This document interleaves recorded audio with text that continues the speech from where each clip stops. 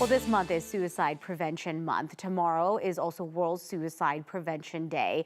It is a hard topic to talk about, but such an important one to have this conversation. So joining me this morning is psychiatrist Dr. Eric French. Thanks so much for coming in. It's always good to see you. Likewise. You know, can we just talk about the importance of being able to have routine conversations about this, making this a part of our conversations and bringing it out into the open? Yeah, it needs to be happening, especially with our loved ones, our friends. You know, we see people go through so many different things, and life is constantly throwing stuff at us, but we don't often have the courage to ask deeper questions and to find out. Yeah. But it doesn't need to be a tense conversation. It can be very casual and just checking in to see how people are feeling and, you know, making sure that you've been a little bit different lately. Is everything okay? Like, you having any difficult thoughts you're dealing with, Yeah. right? It doesn't have to be a challenging conversation. I think that's a really important point because it can feel very daunting, but it doesn't have to be a big question or anything like that. It can just be, hey, how are you doing? Yeah. How can I help you? Yeah. Or, I care about you. You're somebody close to me. Yeah. You know?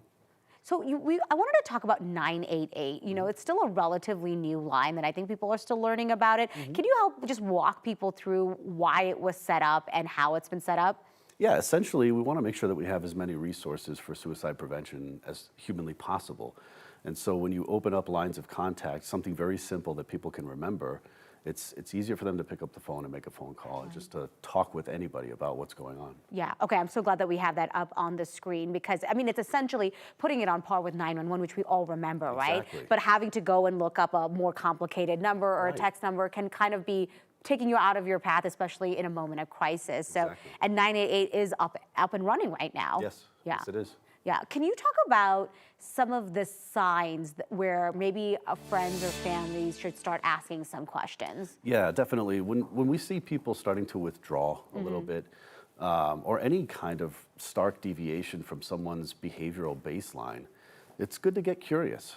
You know, if you know this person to be gregarious and talkative and reaching out on the phone, and all of a sudden they stop doing that, it's a great time to just reach out and make sure everything is okay.